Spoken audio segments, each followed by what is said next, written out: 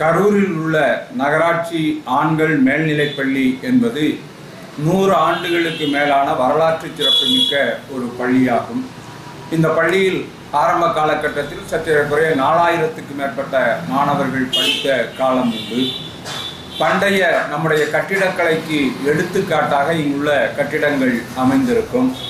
இந்த பள்ளியில் படித்த பலர் பல்வேறு பெரிய பொறுப்புகளில் இருந்திருக்கிறார்கள். அறிவியல் அறிஞர் வாசே குழந்தைசாமி போன்றவர்கள், நீதியரசர் நாகப்பன் போன்றவர்கள் எல்லாம் இந்த பள்ளியிலே படித்த முன்னாள் மாணவர்கள்.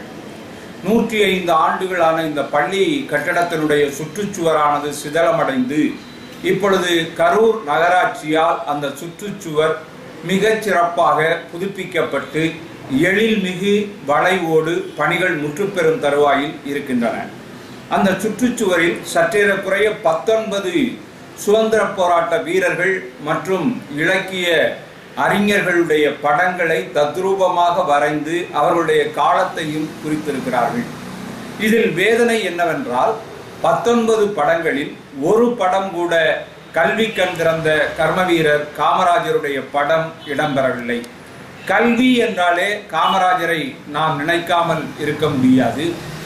மாணவர்களுக்கு சத்துணவு திட்டம் தந்து கிராமத்தில் இருக்கிற ஏழை எளிய மாணவர்கள் எல்லாம் படிக்க வேண்டும் என்பதற்காக அந்த கல்விக்காகவே தன் வாழ்நாளை அர்ப்பணித்தவர் கர்மவீரர் காமராஜர்.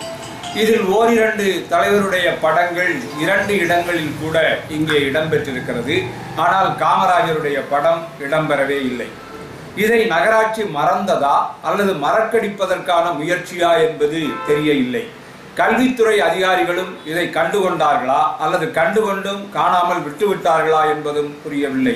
எனவே கரூர் திருக்குறள் பேரவை மற்றும் சமூக ஆர்வலர்கள், கல்வியின்பால் ஆர்வம் கொண்டவர்கள் அத்தனை பேருடைய ஒரு ஆதங்கமும் 19 படங்களில் காமராஜருக்கு இடம் கொடுக்காதது ஏன், கல்வியகங்களில் முதலாவதாக அல்லவா காமராஜருடைய படம் இடம்பெற்றிருக்க வேண்டும் என்பதே ஆகும்.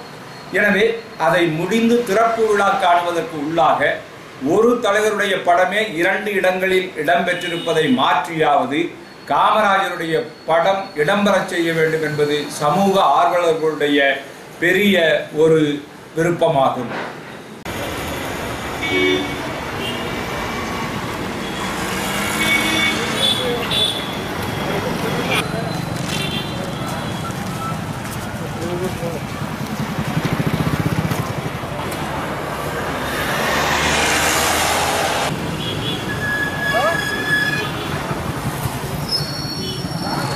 Beep.